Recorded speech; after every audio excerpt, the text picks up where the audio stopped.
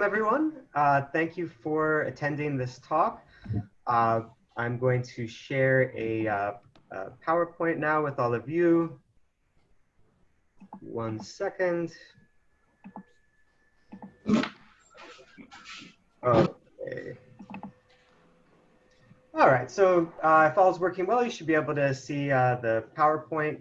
The title of this presentation is Authority is Never Without Hate, Political Centralization and Intra-Elite Conflicts in China, 1980s through 2017.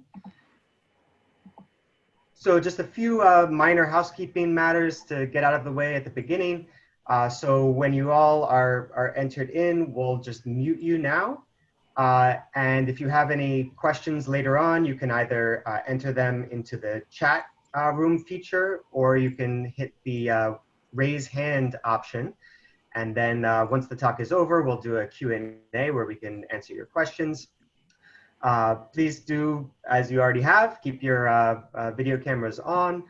And let's get right into the introduction. So here we're going to be listening to Professor Tao Li. He's an associate professor in the Department of Government and Public Administration at the University of Macau. He graduated from Peking University, double majored in political science and economics, and then did his MA and PhD at Harvard. His research focuses on public policy and political economy, focuses on evidence-based public policy research in China, primarily around two themes: understanding Chinese politics and policymaking from a global perspective, and designing innovative quantitative methods, as you will see in this paper right here, which uses a very clever method to record dissent within the Chinese political system. And he's been published in several prominent peer-reviewed journals. And so I'm sure you all have read the abstract, so I won't go over that again with you. I'll just turn this right over to Professor Li, and we'll hear his presentation. And I'll just stop sharing. And then, okay, so Professor Li.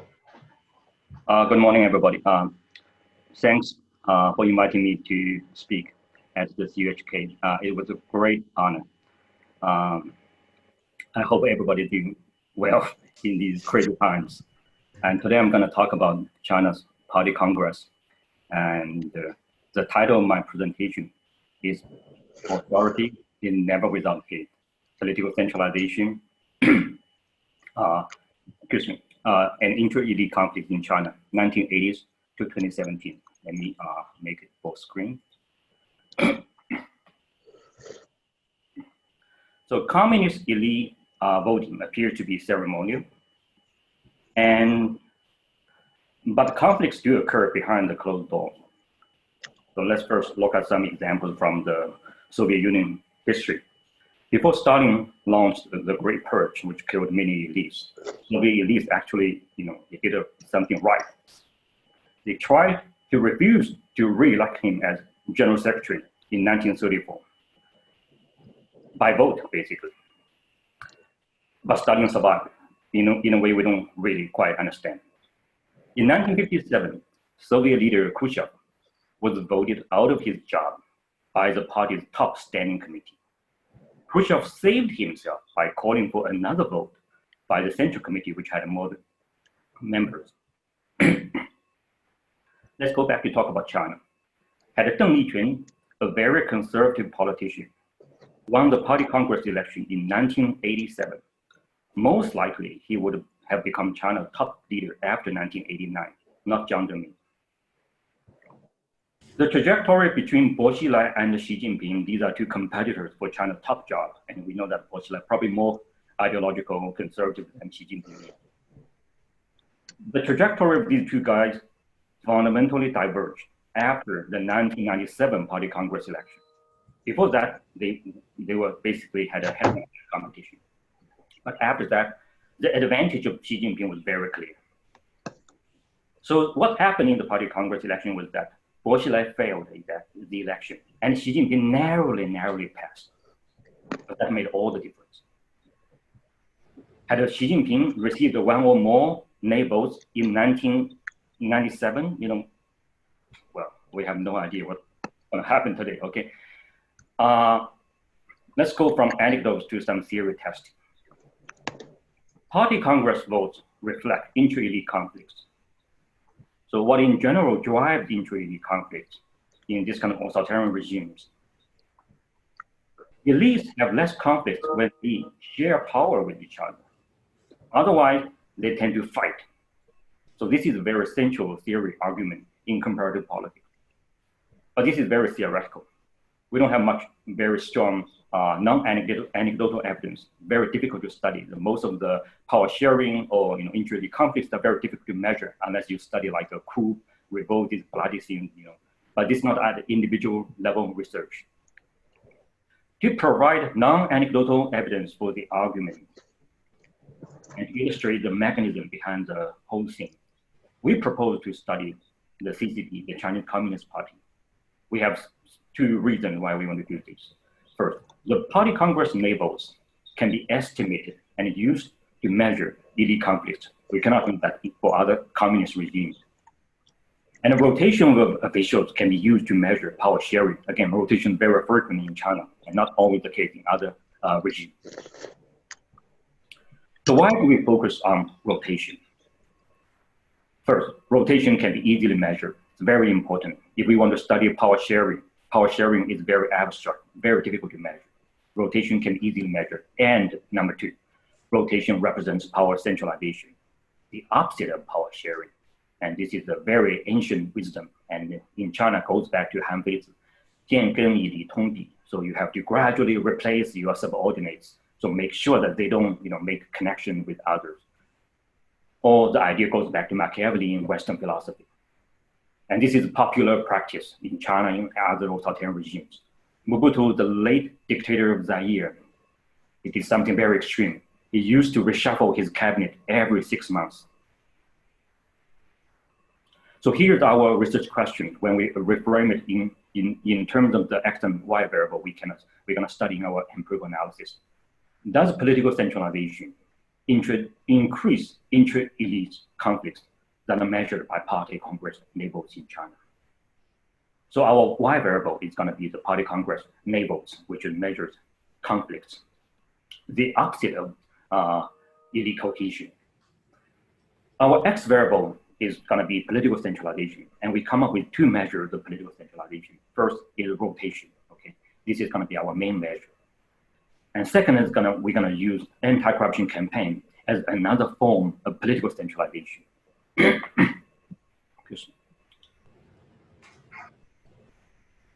So here's the roadmap of my talk. So first, I have a new method of estimating party congress votes, which I'm going to introduce, and then I'm going to talk about my data background and how I define these variables. Then I move to talk about rotation, the main findings of rotation.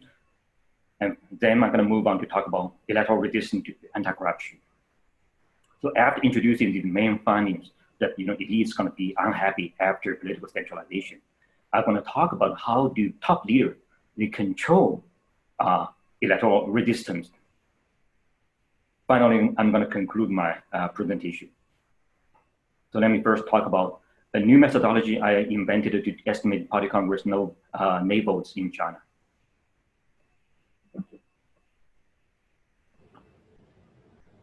So no communist regimes has ever disclosed the vote counts of party congress election. This is extremely secretive, top secret of the nation. The public is only given a list of the winners that is ordered alphabetically. It's ordered alphabetically so that the public has no idea what's going on in the election. The only exception is the Chinese Communist Party. There's a long reason why this is the only exception today. I have a separate paper on that. But for our current project, so we need to know that this allows us. So this new this rule in China orders some winner list by vote and breaks the vote ties by Chinese stroke voter, and this allows our empirical analysis. Let me show you a very small example. Suppose we only have three. This winner list only has 3 winners, and the true but hidden vote count is going to be the following: Mao Wanchun and Jin Zhenji they both got 2 neighbors, and Zhu Mingguo got strictly more neighbors, 3 neighbors. So how should we order these 3 guys when we report the list to the public? So first, Zhu Mingguo, the guy who got more neighbors, has to be placed after these 2 people, because Zhu Mingguo received more neighbors. That's what we mean by first order the list by the number of votes. So you have more neighbors, you put later. So then how should we deal with the vote ties of these 2 persons? Mao Wanchuan and Jin Zhenji, they both got 2 neighbors. Now we need to look at the Chinese, the stroke order of their Chinese names. And you can just look at their surname, even if you don't understand Chinese. You can see that, this surname has only like 4 strokes, and this surname has like 8 strokes.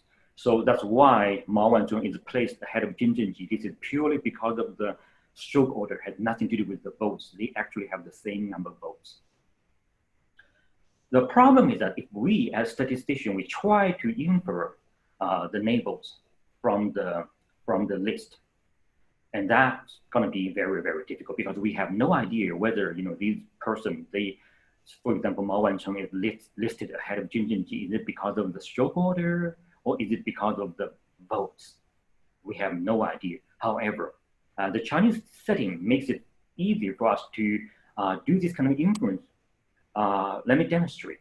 So first, let me write down the number of the strokes of their surname, Mao, Jin, and Zhu, in the bracket. You can see that Zhu Mingguo has 6. The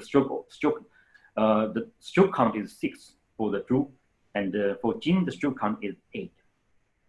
So that's one thing we know 100% sure, is that Zhu Mingguo must have received more neighbors compared to Jin Zhenji, because otherwise, if they have vote ties, or if Zhu Mingguo has less neighbors, Zhu Mingguo should be placed ahead of Jin Zhenji for whatever reason. Is it because of vote, because of the stroke order, because 6 is smaller than 8?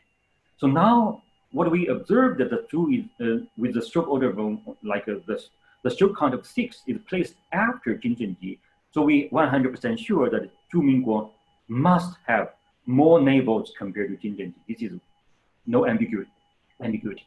What is uncertain is that Mao Wancheng and Jin Zhenji, these 2 persons, Mao Wancheng preceded Jin Zhenji. Is it because of the stroke order, which means that they have vote ties, or is it because the Mao Wancheng got less neighbors compared to Jin Zhenji? And this is something we do not know. And most people that stop here feeling that, okay, there's nothing for us to go from here. Okay. But actually, using a Bayesian probability intuition, we can conclude that it is a lot more likely that Mao Wanchuan and Jin Zhenji have vote ties. So let me introduce my intuition using a real-world example. And actually, in the real-world example, it's going to be easier to illustrate the intuition. So this is the true name list of the winners from 2012. And this is only the first 15 names. The list is goes to 170 or something. Excuse me. So the first 12 people in red, they have weekly increasing stroke order. And the number of stroke counts of the surname is put in the parentheses. And those people in the blue group also have weekly increasing stroke order. So we are 100% sure that those people in the blue group must have more neighbors compared to those people in the red group. There's no ambiguity. What is uncertain is that in the red group, they may have vote ties, or they may have different votes, and we cannot, in theory it's possible. However, you can convince yourself quickly that the chance that they have vote ties is extremely high. The chance that they have different votes is extremely low. Why? Think about it. Close your eyes. You imagine 12 names of the randomly come up with 12 Chinese names, and you randomly order them up. And what is the chance that these 12 names gonna have weekly increasing stroke order? It must be almost 0, right? So that's our Bayesian intuition. So our intuition can be formalized, further developed, and rigorously proved by a Bayesian probability model. My estimated model and the votes are compatible with openly available votes from the National People's Congress in China, but this is only available for a very small set of politicians. That's why we don't study this one. And I also extract the party congress records from the Communist Party of the Soviet Union archive in Moscow. And we tested my method by pretending that the CPSU used the Chinese rule of ordering the winners. For 14 winner lists in the, this is the one we can easily extract in the from 1956 to 1986. The accuracy rate is 100% for 8 lists. In the worst case, the accuracy rate is still 98%, and for the 2% in error, which is actually very small, like underestimate by 1 or 2 votes. So my method worked very well. And this reason is because most deputies in communist elections, they barely cast nay votes. And this is very important for why our method can work. And this is also important observation. We're going to talk about this in some part of our presentation.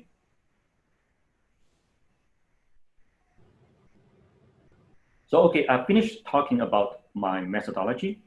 So let me now move on to talk about so using my methodology, I can estimate my dependent variable. Now I need to talk about my explanatory variable and my data, analytical sample of my data. So background of my data.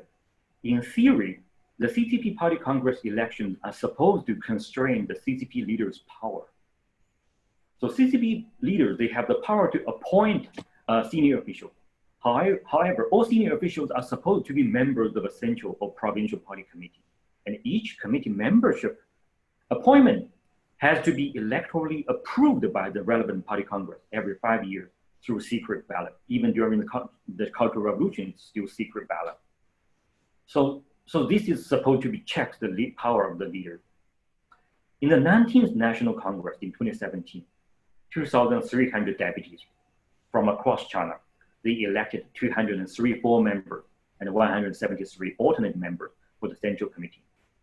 The full members have the power to elect like a party secretary, but the alternate members do not have the power to to cast votes, but they do have other privilege.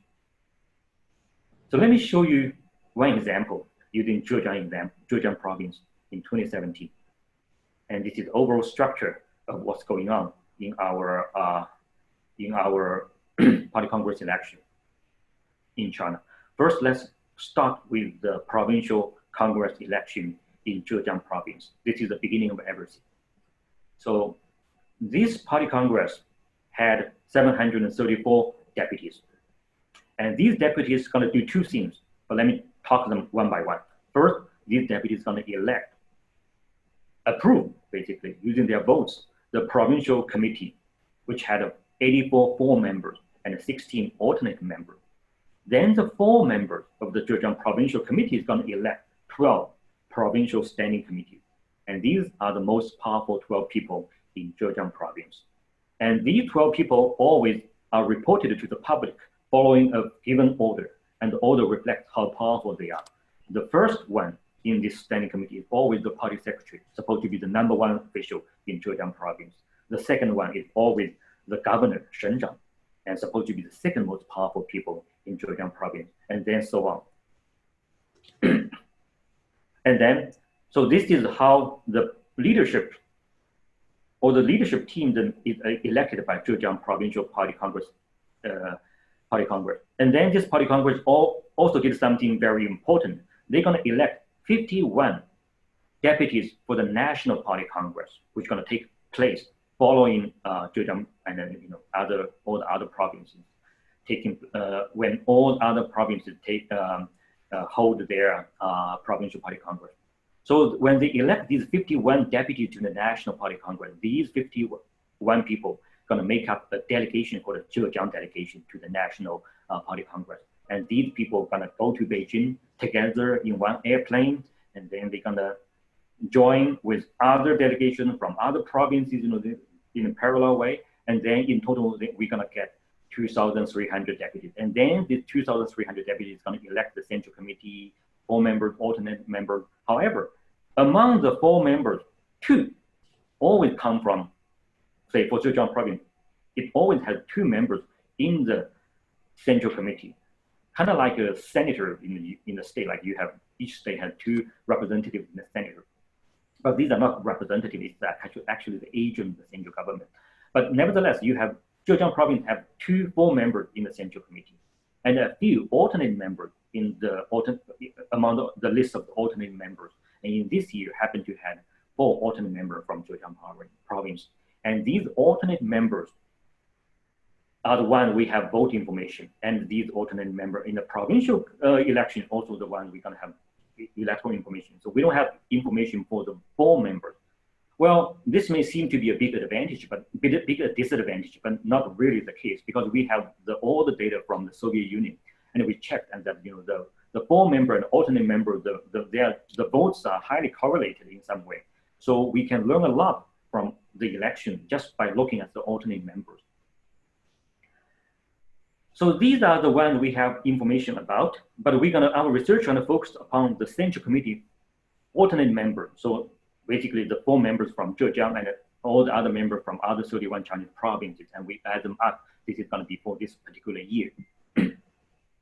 So why do we focus on these central committee alternate members? Because we can easily define whether they are rotated or not rotated, and we know their career trajectory a lot, and also these are very important politicians, a lot more important compared to the alternate member in the provincial committee. But also we also take a look at this data source as well in our analysis. And for the alternate members from these 4 alternate members, they do not necessarily to be members of the standing committee. Remember, the top 2 guys from the provincial standing committee are the party secretary and the governor. They are always belong to the 4 members. So the rest of the 10 people, the alternate member is not a subset of this strict subset of the rest of 10 people.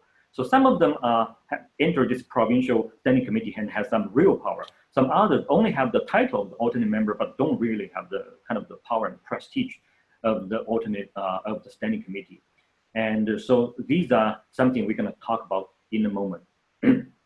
So this is the setup of our data, and our sample is basically these people, and in all the reform period. So the central committee alternate members working in 31 provinces in the whole reform period.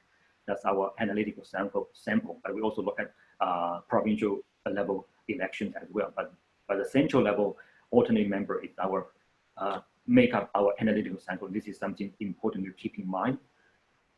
And we define outsiders to be those not working in the current province 5 years ago. And we take into account province to province rotation or center to province rotation.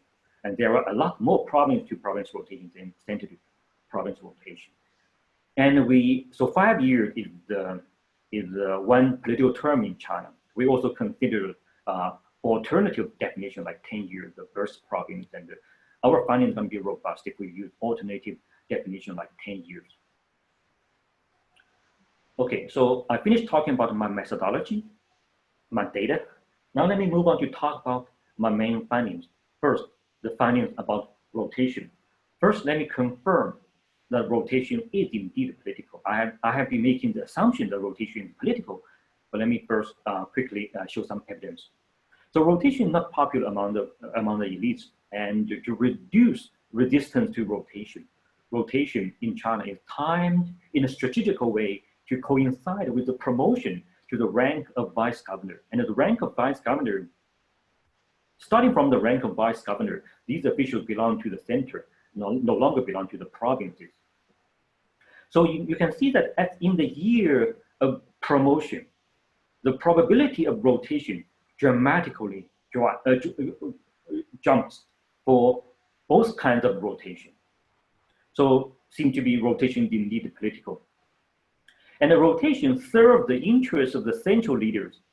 If outsiders tend to grab the most valuable key position opportunities, such as provincial standing committee membership, or better ranks inside the standing committee, or promotion opportunity to central leadership, central committee for membership.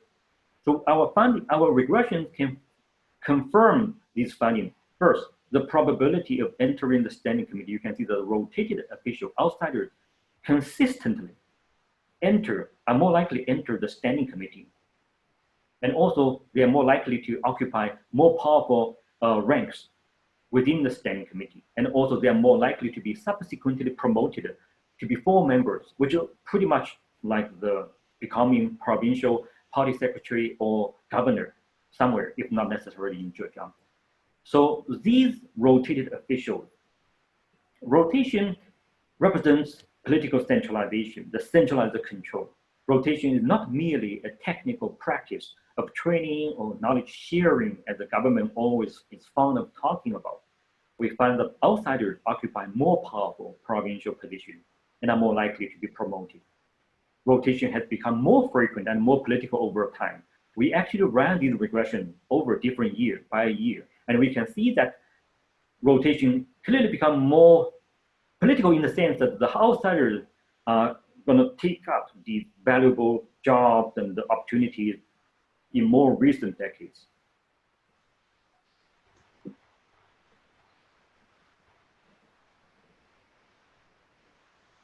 So outsiders and the locals going to compete for these valuable positions, like these valuable positions. These locals are competing for these positions as well, but outsiders consistently are in an advantage to take these positions.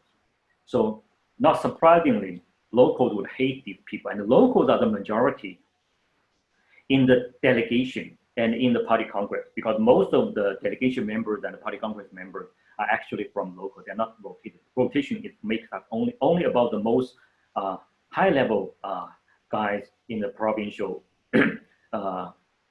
leadership team tend to be outsiders, but the majority is still from the same province. And these people, not surprisingly, will be unhappy about the outsiders, in particular when outsiders become so powerful and take up all the niche positions. So let's talk about electoral resistance to rotation. So most of the time when you're unhappy about outsiders, there's nothing you can do because the leader is going to control the appointment, and leaders can appoint the one they like. You have nothing to complain about. However, the only time you have a chance to complain is about the party congress election. And you can see that in our regression, this is the neighbors of the Central Committee election in Beijing. And these are the guys of the provincial, the alternate members working provinces, as we talked about previously, at the individual level election. And you can see that the outsiders consistently receive more neighbor votes, about 2 more neighbor votes. Province to province rotation receive 2 more neighbor votes. And the center to province rotation also receive approximately 2 neighbor votes if we don't control any covariates. If we added the covariates, the province to province rotation remains statistically significant, but the center to province rotation is no longer significant, however, still positive. And if we added the province fixed effect, still the province to province rotation is still highly significant, about 2 more no votes. So why the province to province rotation is more significant compared to center to province rotation? The reason, as we just mentioned, there are a lot more province to province rotation compared to center to province rotation. So we find that the outsiders tend to receive about 2 more neighbors from National Party Congress deputies. And 2 is actually a very significant number. The average neighbors in our data is only about 8.5, so which is about 25% increase. And if you look at the standard deviation, it's also about 25%, 20 to 25% of the standard deviation. So it's very significant amount of neighbors that comes from the deputies. Also, we run the same regression over different years, and we can discover that the neighbors, the significant neighbors from mainly happened in most recent decades when rotation became more frequent and more political. Basically, when rotation became more frequent and more political, and the centrally appointed officials, outsiders grab up more positions and opportunities, then the elites, local elites, became more and more dissatisfied. So this actually is very consistent with our story. Okay, so now I have talked about resistance to rotation. Now let me talk about electoral resistance to anti-corruption.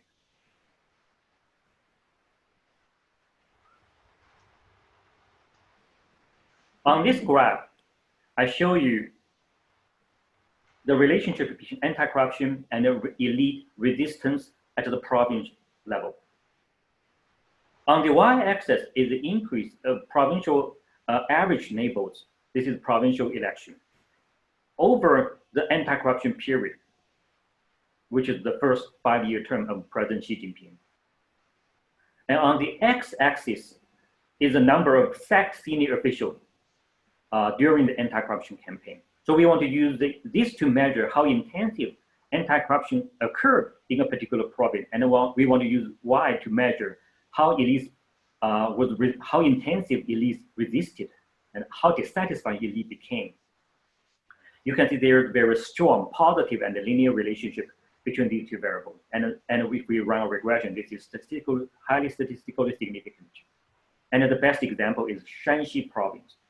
This is a province where anti-corruption was most intensive, and almost everybody in the provincial standing committee, or the leader, the top leader, were removed by the top leader during the anti-corruption campaign because of the corruption charge or something related to corruption. And you can see that it is in Shanxi province where the elites became most unsatisfied and the resistance was most significant.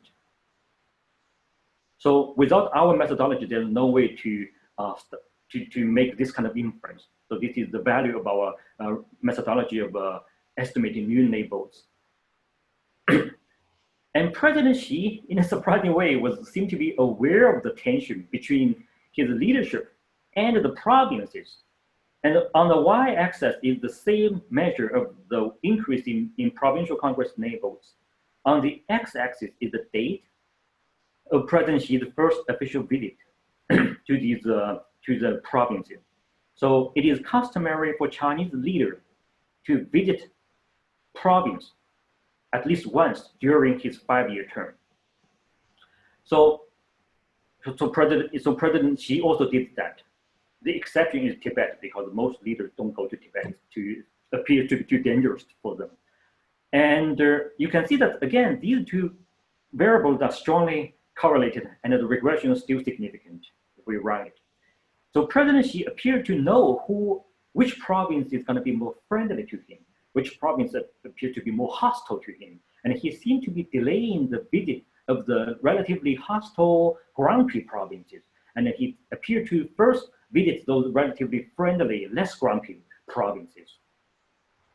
So summarizing our findings, so the anti-corruption campaign appeared to intensify intra-elite conflict, just like rotation has intensified intra-elite conflicts. So we have some evidence showing that the political centralization is going to, or the fail of a stable power sharing deal among the elites, going to lead to some elite conflicts. So now let me move on to talk about the next item, controlling electoral resistance. So now we have proven that we have the elites, they do use their ballot to resist the top leader's appointments and to do something which can demonstrate their resistance and unhappiness. But the problem is really about whether this kind of electoral resistance is isolated, fragmented, or whether this resistance can be coordinated. So the elites from different provinces, they can unite, and then they can join their hands, and they can pool their resources, pool their strengths, pool their votes, and then they can check the central leader. So these are very different scenarios. This goes back to a deep issue in political economy. Do authoritarian institutions check its leader? So let me talk about this, the institution behind the elites, the top leader strategy. So the quick answer is that no, there is no electoral resistance coordination. The reason is because the authoritarian institutions was designed by the top leaders, and the leaders designed the institution in a way to minimize the opportunity of electoral coordination across different provinces. This is not surprising because the leaders, when they design the institution in a way to suit their own interests, not for the interests of the delegates. So for example, 2,300 deputies of the 19th National Congress, they were actually divided into 38 delegations. Remember the Zhejiang province, they had a delegation of 51 deputies, right? So all the provinces, they have their own delegation. And some of the other organizations have their own delegation. In total, you only have 38 delegations. Within the delegation, sometimes they even have the sub-delegation. Communication across delegation is strictly forbidden. The entire party congress actually is run and organized in a way to minimize the coordination, voluntary coordination and voluntary communication between deputies, in particular between deputies from different delegations. So communication within the delegation is also tightly controlled. The list of candidates, for example, is disclosed only a few days before the election, and you don't have much information. And discussing the candidates from another delegation is prohibited. So the Grand Congress is the camouflage. So this is the kind of Grand Congress is something you often observe on TV, in newspaper, or online, but you have lots of like a big picture, but they are not real. What is real is that it's a collection of isolated small meetings taking place in isolated rooms, in people's hall, or even in their separate hotels. All the delegations live in different hotels. And these are all small, tightly controlled small meetings. And there's absolutely, even if something goes wrong within one meeting room, still other delegations have no idea what's going on. Interesting thing is here, sometime in the reform period, the delegation meeting, some delegation meetings are open to the journalists. These are journalists. But surprisingly, you can open your meeting for the journalists, but deputies from other delegations are never allowed to audit the meeting. So you can put journalists here, but you cannot put another deputies from another delegation here. And the last time this kind of auditing occurred was 1945, when some revolutionary leader, under the special permission of Chairman Mao, they went to audit the meetings of other delegations. That was 1949, or 45, I'm sorry. So basically, this is really a very different election, and we cannot think about this election from the perspective of Western democracy. A big difference, and this is something I'm going to emphasize in this part of the divine rule, is that the neighbors tend to come from delegation mates. Think about the Zhejiang delegation, and the candidates. These people come from Zhejiang province.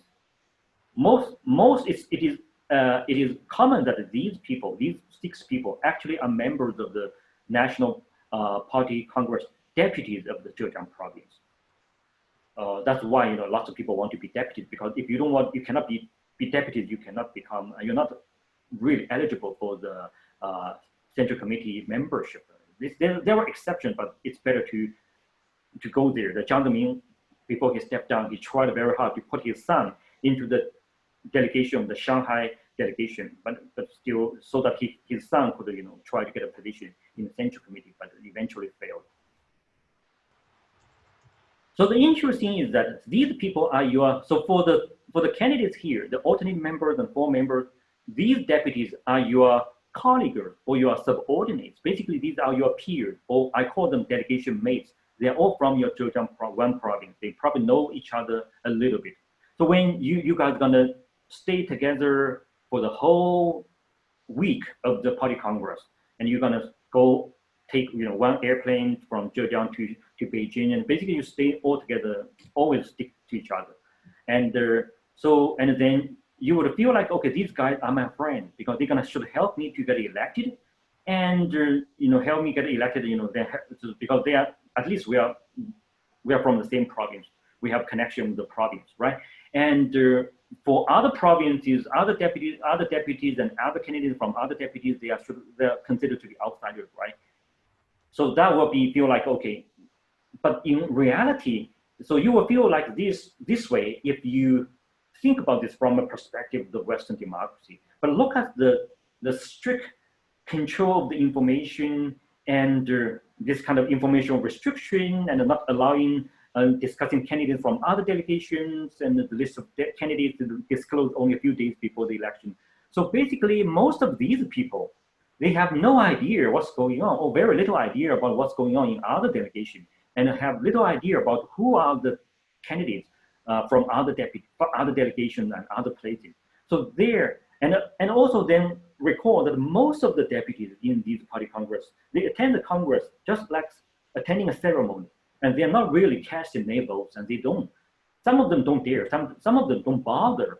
And for those people who actively consider casting their votes, they're actually going to target the candidates from their own delegation. This is a natural outcome when you have this kind of strictly isolated delegation. So it's not really you have a large number of a huge election. In theory, everybody can vote against these people. Across all the 2,300 deputies can vote against these people. In practice, because of these kind of informational and organizational constraints, eventually only these people from the Zhejiang delegation are going to be actively vote against these people. And in the study of Western election, we call it a very extremely low information election. And low information election is very different from the election we normally know about, like electing for the president of the United States. And people know who the candidates are, and we think a lot about why we want to do that. And for this kind of low information election, lots of things are going to be important. So, so that's our main prediction from our, based upon this kind of a strange, strong control of the party congress. And then we do have some direct evidence, but it's from qualitative studies. So the cost of local unpopularity. According to anecdotal evidence, at least 3 prominent Central Committee candidates failed the election because of nay votes from their delegation mates. So we know this very well. These 3 candidates were all outsiders on bad terms with local elites, like Xiao Yang from Sichuan in 1992, Yu Zhengzheng from Shandong in 1992, and Bo Xilai from Liaoning in 1997. So our prediction, our theory appears to pass some kind of reality checks. However, we want to give you some more systematic non-anecdotal evidence. So the divided rule argument is nothing new. Bao Tong talked about this long time ago. Bao Tong junior colleague, Professor Wu Guoguang, who used to work at CUHK, political science, he emphasized the divided rule principle in his recent book on China's Party Congress. So this is not new. What is new is, what is my contribution is to link this argument to Party Congress votes, basically this one. So the nay votes come from delegation mates, and to generate testable hypotheses. First, we're going to argue that elections of neighboring provinces are unrelated. This is exactly because of this kind of isolation. First. Second, central and provincial votes going to be correlated. So this is what we mean by central election votes, the election of the alternate members of at the central committee, and the election of the alternate member as a provincial committee. And they are very different elections. Different candidates, different voters, different time, and taking place at different places, one in Beijing, one in Zhejiang province. However, exactly because our main theoretical argument, it is mainly the Zhejiang elites who are casting nay votes to some other candidates from Zhejiang province. So that's why these 2 elections expected to have some correlation. Finally, remember, so nay votes mainly come from delegation mates. So that then, if you have a big delegation, then you're going to have more potential enemies, not you have more potential allies. So this is very different from a truly democratic regionally representative legislature. So we predict that the big delegation size is going to be a curse for the people in the central committee. Because if you come from a big delegation, more people are going to vote against you. Simply mathematics, not much deep theoretical argument. So this is my third prediction. However, even though this is purely mathematics, mechanical, however, if you do not understand the logic, you may mistakenly attribute this kind of finding to something else. Let me first talk about my first hypothesis. There's no spatial correlation across different provinces, even if they're neighbors.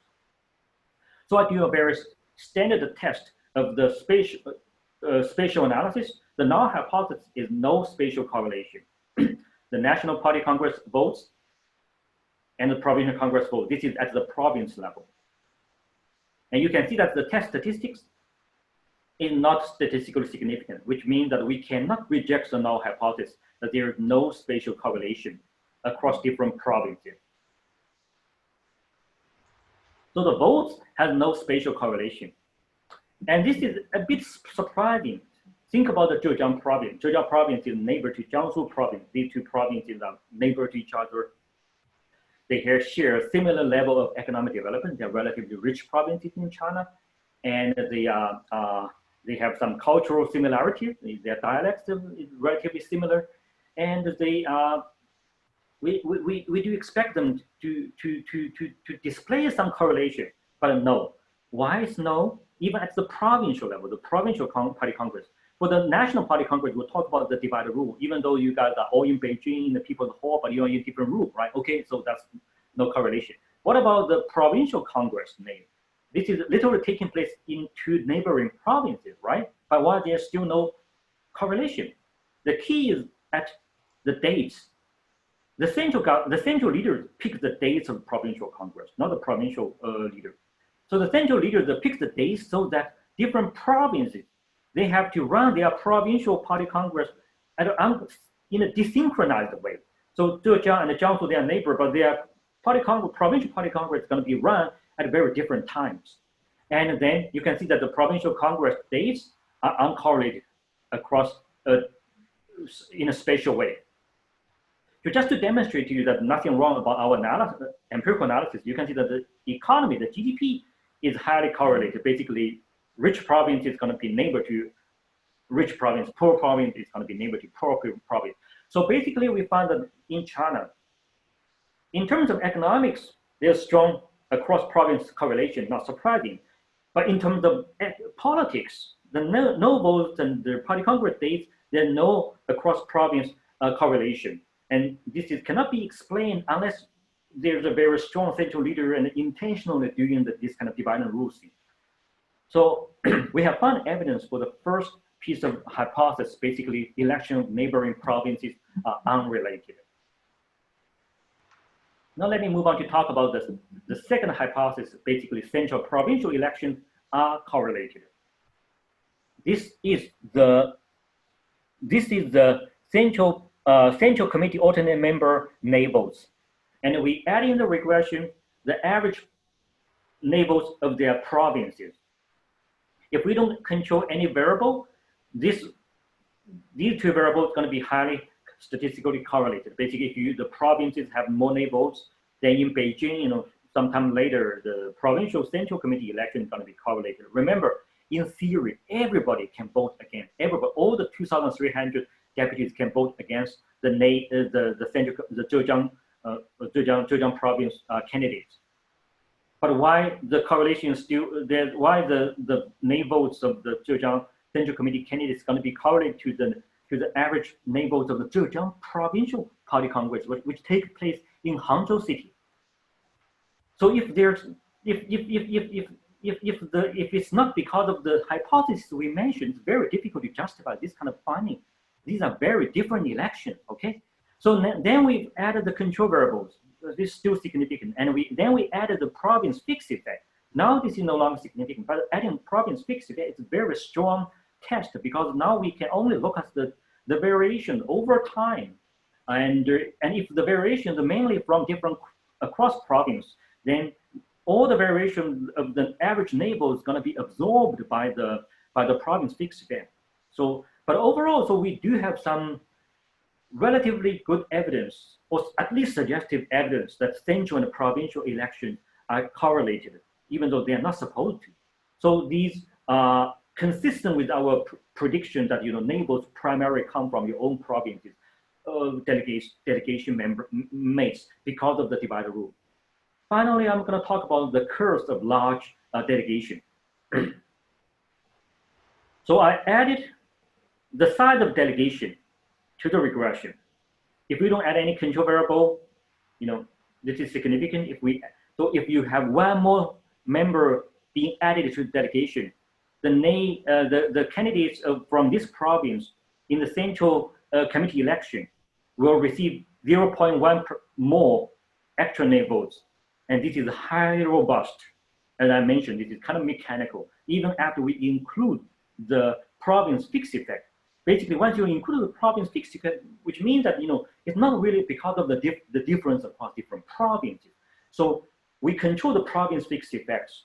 We control the province difference. And then if one province happens to add 102, remember it's 102. Why it's 102?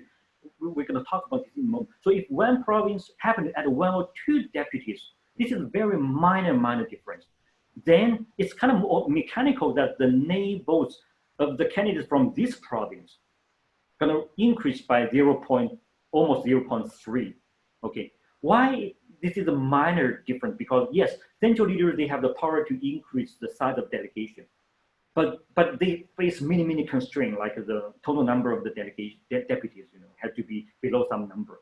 So typically, sometimes some province may increase the size of delegation relative to other province by 1 or 2, but not that much. So it's really very minor different. And I also mentioned relative because over time, the size of delegation has been increasing. So it's very hard even for us to take this kind of difference out when we have the data. I don't think the deputies, they have any idea, or they're going to be sensitive to this kind of difference. Really, so say if every province is going to be increased on average about like 5 deputies, one province happen to have 6. So it's very minor difference, and also there's some noise going on. So this kind of results are very difficult to justify. And in particular, if you think about like in the old theory, we feel like all the elections are controlled by the top leader. Then these candidates from the big delegation, they are more powerful. They should have less name votes, but they actually receive more name votes. And so we are more confident that central committee candidates from large delegation are disadvantaged. This kind of disadvantage is something very real and can only be explained using our theory of divide and rule. Okay, the curse of larger province is a mechanical result, as I try to argue that, but I feel like it has very important political significance. It may have changed China's history. So most deputies barely cast name votes, right? In China and Soviet Union, we know this is always true. So we can do some quick calculation. It only required about 30 name votes to reject a candidate in the 1990s. So this kind of elite election in China is very different from election in the United States. Basically, because of the most deputies effectively abstain because they don't cast name votes. So if you are willing to cast name votes, you are more likely to affect the outcome of the election. Okay, then 30, keep this in mind. 30 is very important because now, so we show you 4 people. All these people were outsiders of their province, and all these people were relatively unpopular within their provinces. They were, however, if these 4 people, they pissed off 50% of the delegation mates, and the 50% of delegation mates are pissed off so much that they are willing to cast name votes to vote against these guys.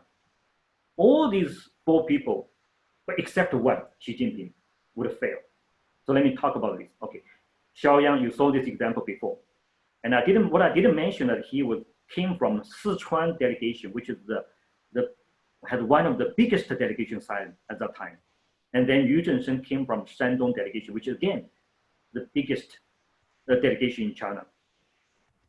Bo Xilai came from Liaoning in 1997, 61. Again, Liaoning is also big province.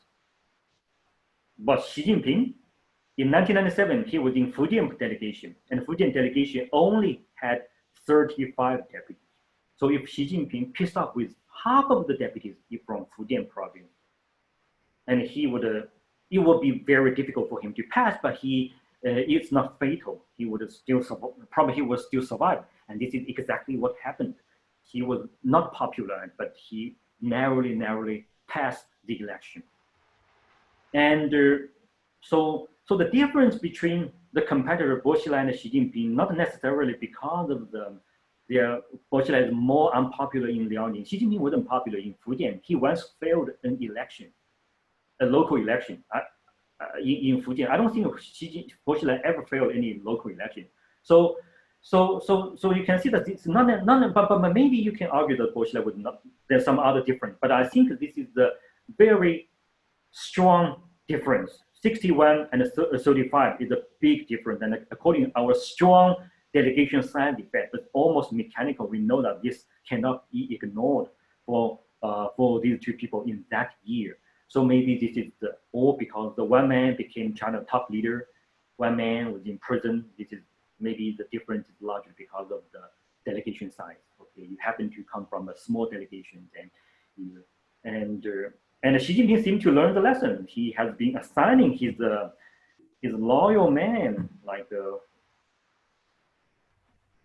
to small provinces like Guizhou and those, and so that these people can maybe that's the lesson we learned.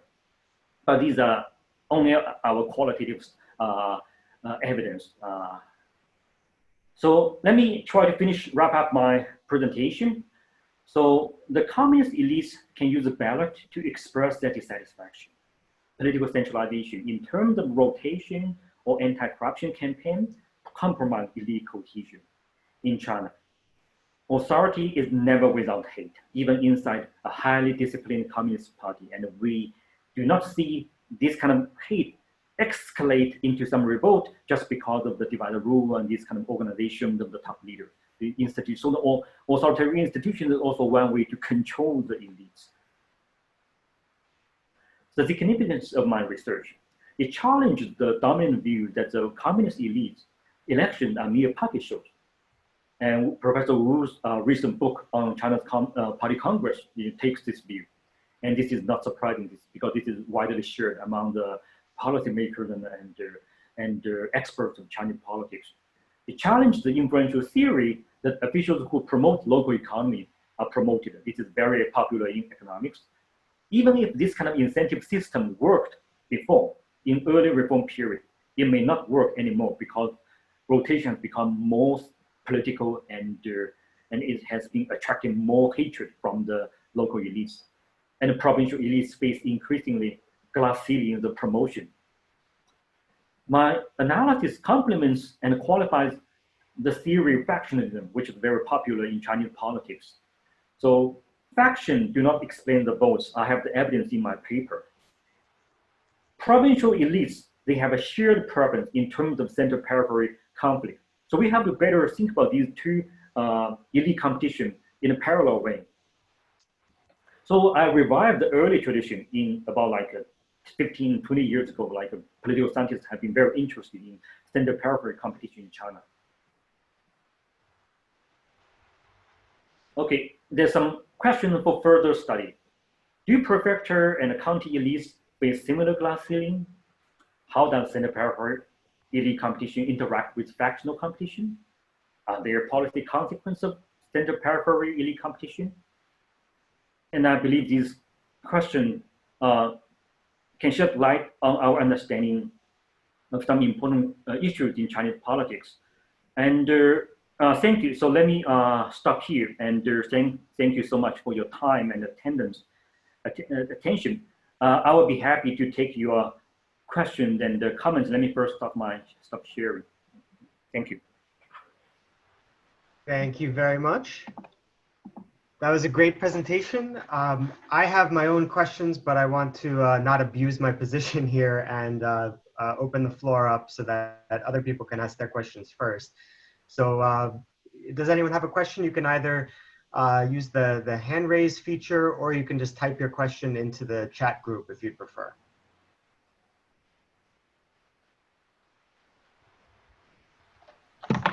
All right, excellent. I'll take this opportunity then to ask a question I had. So on page 33, you discuss a little bit what you just mentioned in the conclusion, that your evidence suggests that the factional politics explanation of the Chinese political system isn't as well supported. And it's interesting because at least, what I remember hearing in the US, the dominant view is that, China is basically like the US. You don't have parties, but you have factions that are split on ideological and economic interest grounds. So could you explain a little bit more about how your evidence inveighs against that theory and supports instead what seems to me, and please correct me if my understanding is wrong, it seems instead to suggest that the main fault line of Chinese politics is actually about regional economic interests? Yeah, it's actually a very big question, okay? The popularity of the factionalism of Chinese politics has a long history. And Victor Xi, my friend at Harvard, and he wrote a paper studying the party congress in China and using the data I partially used, and to demonstrate that factionalism drives the ranking difference in Chinese politics. And he considered two different types of ranking. One ranking, the difference between the full central committee member and the alternate member. These rankings are decided by the top leader, what I call appointment ranking. Another ranking determined by the votes. Remember, the alternate member, the winner list is ordered by the votes, and then Victor made the assumption that the votes was controlled by the top leader, and then the votes, then the ranking of the alternate members reflects the preference of the top leader. Now you know where the problem came from, right? And Victor made that assumption, but he didn't really test it. He took it for granted. And I did something very simple. I just tested his assumption using the data, his data actually. And then I supplement with my new estimation of the votes. But I don't have to supplement. You can just, basically you can quickly even use Victor's own data. I can replicate his finding by just looking at the appointment ranking is indeed controlled by the top leader and respond to the factional type. So basically, if you are faction followers of the top leader, you can be promoted. But the faction type doesn't really matter in terms of the election. The Victor's assumption that election is controlled by the top leader is clearly false. You can see I have lots of other evidence, but just test this Victor's own assumption using his own data. It didn't work. Okay, there's no correlation. And now you can understand, because Victor just take it for granted. There's a party congress election. The election is controlled by the top leader. There's nothing spontaneous, nothing, So basically, that's the dominant view of the Chinese party congress or this kind of election. So it's all controlled. Nothing interesting there. We don't have to study. So we just take it for granted. So basically, that's why factions don't affect the voting results. And in a not surprising way, because the deputies, you can see that they don't care about your faction. Why should I bother about your faction? Top leaders care about the faction, right? I should hate your faction if I have a chance, but we don't have, but the problem of the faction is that faction is hidden.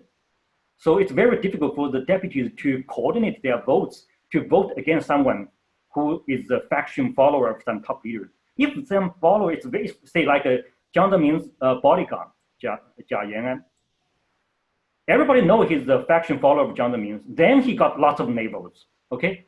But in general, it's very difficult for the deputies to have the common understanding that somebody belongs to the faction, which leader, and which we don't like him, okay? So that's why rotation is so important, because it clearly unites the provincial elites. And then they can cast, all the election, you require some kind of implicit psychological coordination. Without the coordination, you're gonna cast your vote in a random way, then nothing's gonna happen, right? So that is why it's so difficult for the elites to vote against the faction. And it's not, maybe they don't like these guys, but there's not much they can do about the faction. But so it's not reflected in the election.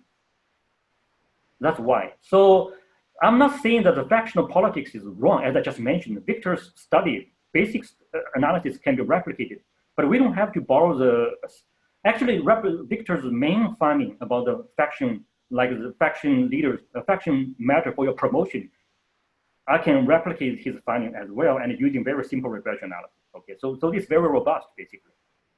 I just qualify his finding that the election also determined by that. But I think I'll leave this for others for more questions you may have. But this is, I think, this is about why it's not faction politics doesn't matter in Chinese politics. It's important, but it's matter in outside of this kind of institutional election. Institutional election is always, even in this kind of very authoritarian regime, you can see that institutional election is not something purely mechanical and something purely controlled by the top leader. There's no way, okay? There's no way for the top leader to control. That's why they designed this kind of divide and rule to minimize the coordination between the province. They try to minimize the voluntary votes, not to kill, okay? It's very impossible to kill all the voluntary votes. If you kill all the voluntary votes, like President Xi has been trying to do, but that's gonna be a very different political system, okay? It can happen, but as long as you want to have a party Congress election, you have some party institution, and you don't want to have a one-man rule. You still want to have, and even if Chairman Mao during the Cultural Revolution, there was no way for him to kill all the voluntary votes. He tried to manipulate. Lots of people cite his manipulation, but lots of people didn't mention that Chairman Mao's loyal followers, those people who rise in the early Cultural Revolution, in the political star, received lots of nay votes from the deputies. Okay, that's why Chairman Mao became so unhappy that Chairman Mao stopped reporting the nay votes stopped reporting the vote, the winner list of the Central Committee by vote. Okay, I feel that's why Chairman Mao stopped. There's no explanation, but after I have been studying this for a long time, I feel like that's exactly why Chairman Mao stopped reporting the winner list based on votes, because his man actually was very unpopular in the early culture. It will be embarrassment. So Chairman Mao, starting from the Cultural Revolution, Chairman Mao stopped the practice of reporting the winner list by votes. Before that, it was actually all based upon the winner votes. And then after in the reform period, Deng Xiaoping only did some partial resurrection. Basically, you allow the alternate members to be ranked by the votes, but not the full member. Yeah, yes. Okay.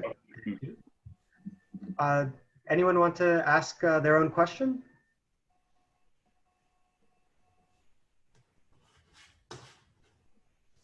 Okay, I actually have just a follow-up question to that, which kind of changes gears a little bit, but I'm curious what you think about the normative aspect of this system. So you discussed it a little bit in the paper, but it's kind of outside of the scope of the paper. But do you think that this sort of system is beneficial or ideal in any way, either as a way of frustrating the coalescing of regional economic interests that might be harmful to the national interest, or do you see it as a more harmful project because it harms elite cohesion, and then that would have follow-on effects that would be negative? So what do you think about the normative side of this system? If you think from the perspective of a benevolent Chinese Communist Party leader, or you think from as a theorist of the comparative politics of authoritarian politics, you would feel like it's good to have a system where the elites, the provincial elites, have some power of voting against the candidates of the central leader. And you can see from my study that this kind of power is very limited. The provincial elites don't have the power to unite their votes to collectively challenge the top leaders. So it's good. So it means that you have a stable power sharing deal among the political elites, among the leaders and the provincial elites. And the deal is backed up by a democratic institution. This is what we call intra-party democracy, right? So yeah, so that should be good. But I'm talking about if you are from the perspective of a benevolent top leader, and you have a long run view. But often the case, leaders do not have this kind of long run view. They worry about their political survival. Look at Stalin. Stalin, before Stalin launched the Great Purge, the the Soviet Union elites tried to topple him using boats, right? And of course, for Stalin, when he was facing survival, life or death question, he wouldn't care about whether I want to have a good institution running or not.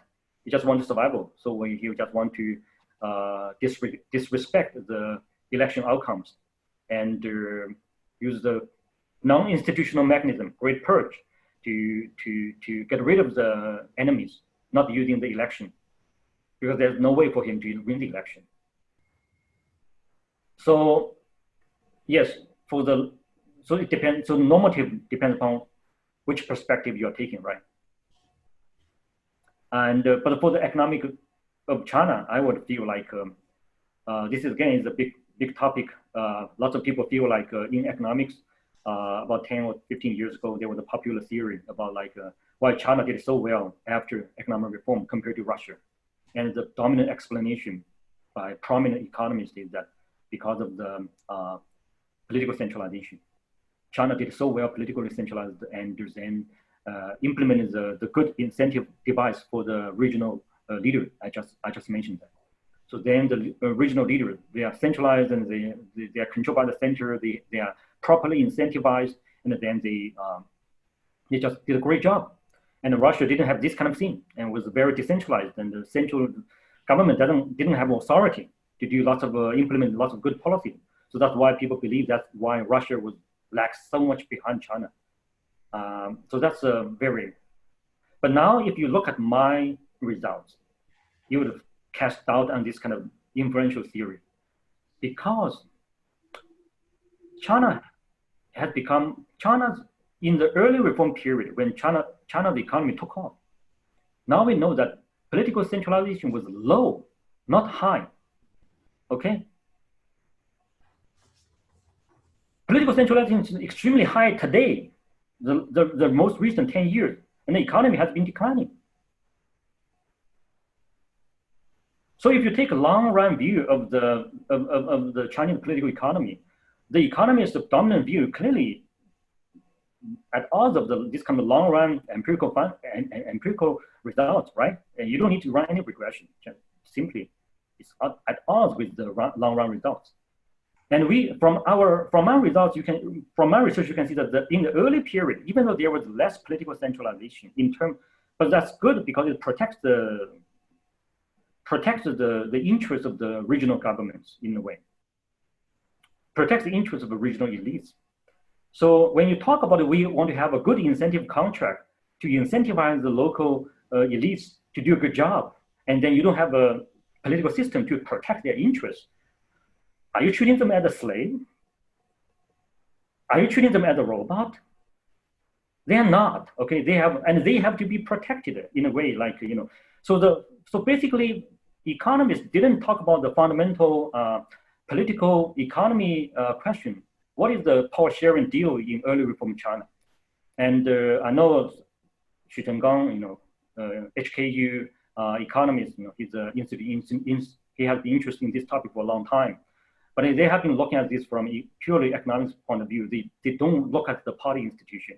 So my research is that the party institution, at least in the early reform period, was functioning well and serving as a mini constitutional device, just like a North-Lancaster argument, like protecting the interests serving as a credible protection of the interests of the regional elites. And you do need this. This is the most important lesson from the North-Lancaster paradigm of institutional economics. Not like, okay, we have incentive contract. You have to have a foundation of power sharing, and then you can talk about incentive contract. You cannot talk about incentive contract to your slave. Oh, well, I think I'm making some exaggeration. You do have to talk about, you do need an incentive contract, but that's a very different incentive contract for your slave, right?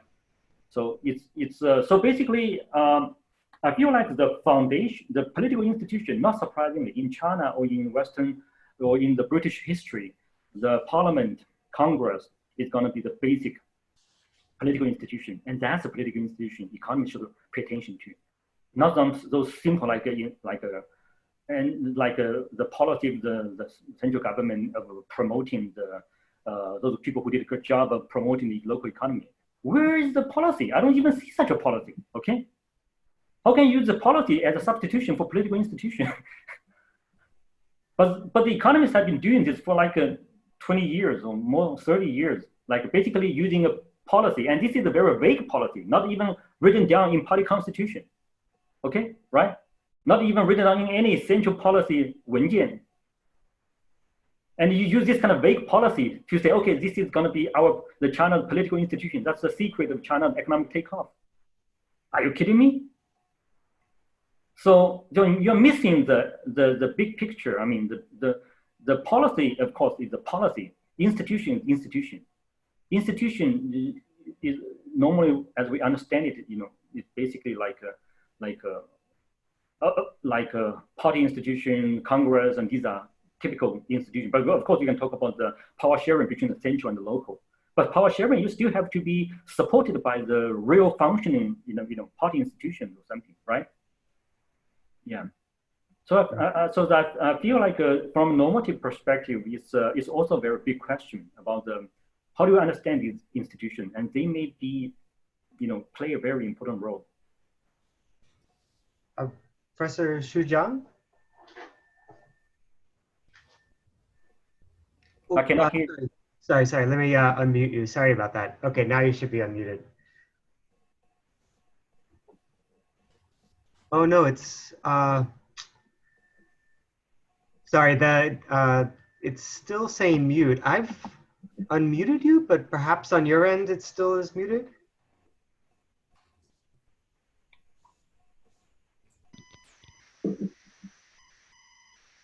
No, sorry.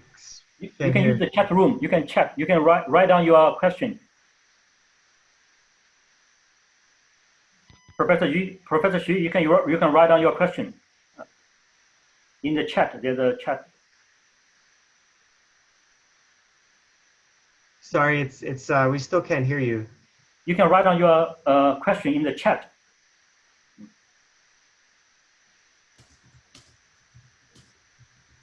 The thing I just mentioned is so small province because of so there's a trade-off between selecting small province and large province.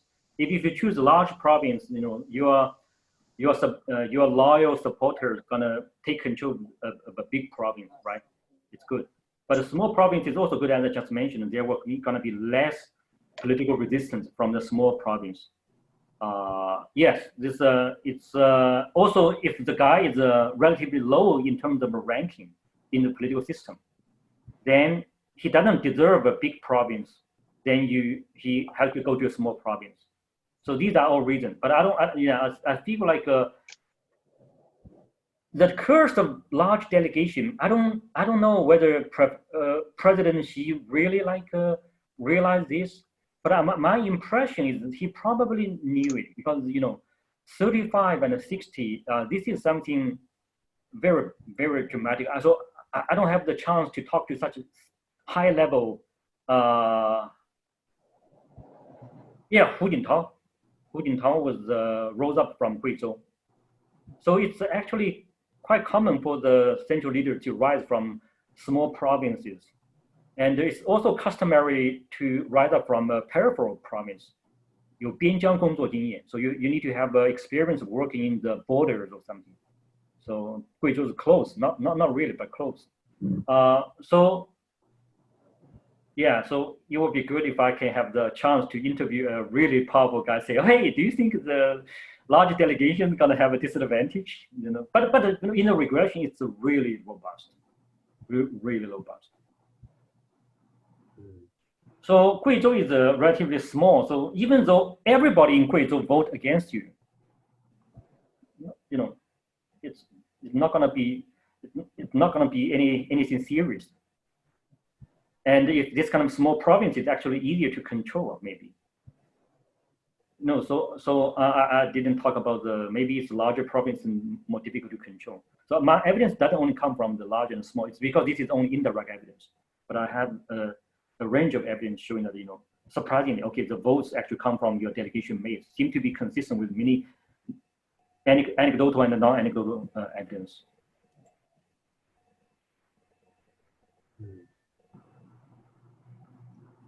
Any other questions? Oh, Calvin? Thank you, Professor. I have a follow-up question from Professor Xu's one. And you mentioned that work experience in some of the peripheral provinces might help, and probably those provinces have a smaller size of delegation. But wouldn't it also be possible that that future rising stars are being sent to those places because it's easier for them to sort of perform themselves well in terms of developing the economy? There is a greater room for improvement, and that would also help justify their support and build up their support within the delegations. Yeah, it's all possible. Yeah, small provinces it's easier. You can, if you spend 10 billion on a large province and small province, make a big difference, right? So it will be easier to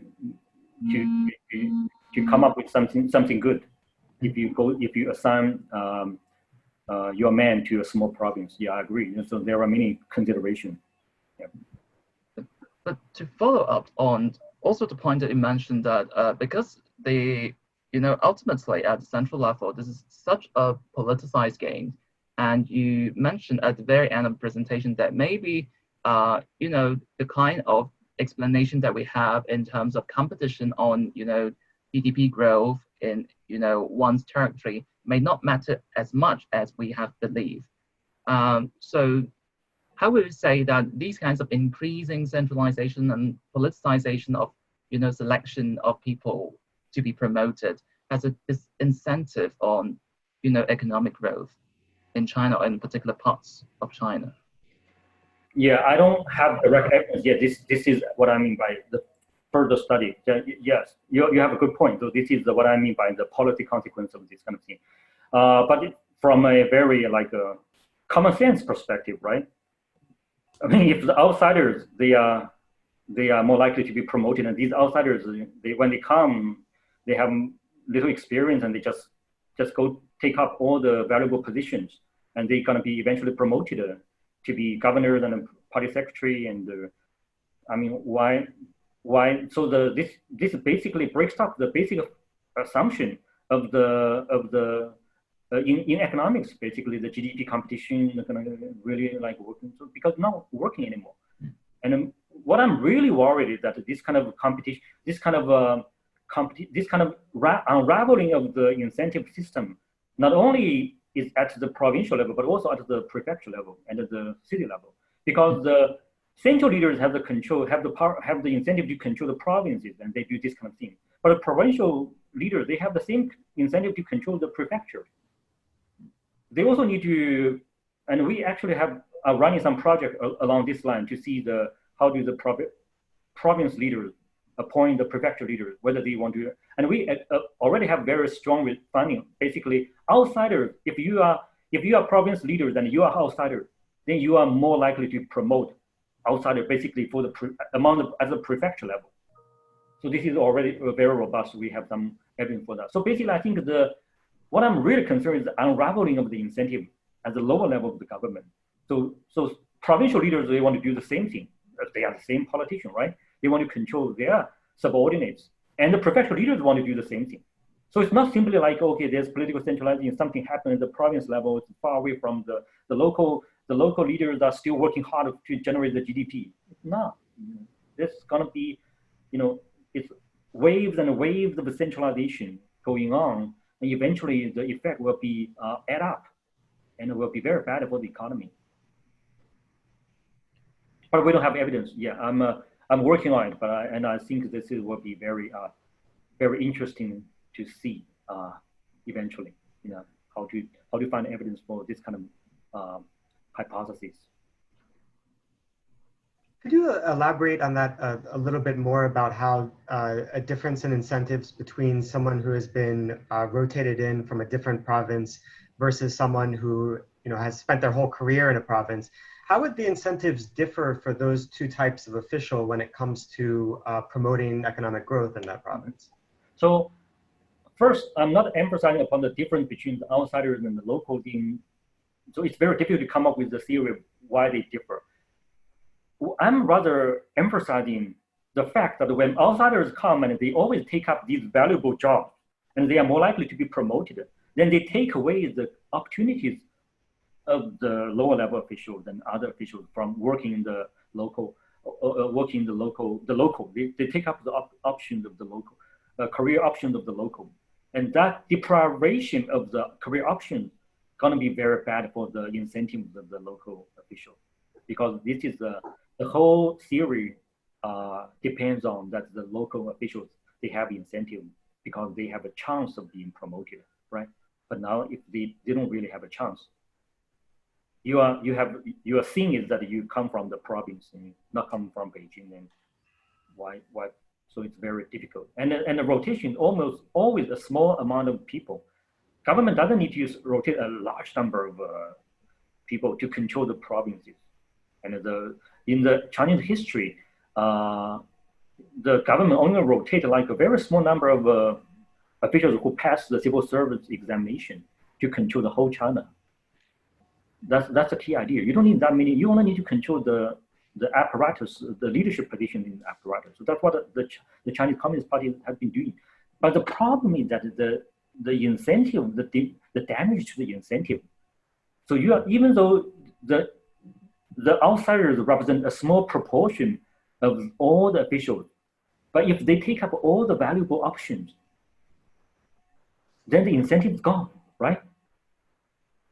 So it's not really about how many are there and whether the outsiders are going to do a good job or not. Maybe the outsiders are going to do a terribly great job. Can you hear me right now? Yes, good. I think perhaps this is the reason why, many senior officials, they went to Guizhou before they have been promoted to the central level. I mean, this is the reason, because the local official in Guizhou, they probably don't have the chance and don't have the incentive and to be promoted to the top leader, even in the province, because this has been, like this way for a long time. No incentive, I agree, yeah. You're right. So what the Chinese government does is makes the incentive chain very, very long.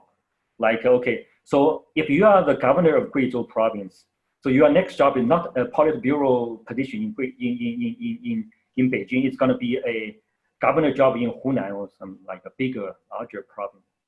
But still, this kind of we are talking about a political problem, not a mechanical administrative problem.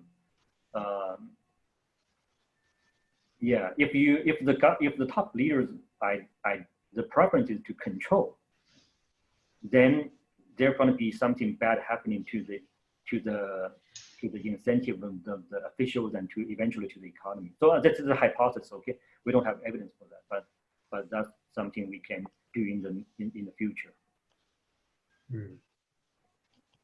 But we have 1 more minute, so if we have another quick question, we could get to that. Anyone? All right, well, we have gotten to just about 11:30. I just want to thank Professor Li again for a fantastic presentation, great Q&A as well. Thank you very much for participating.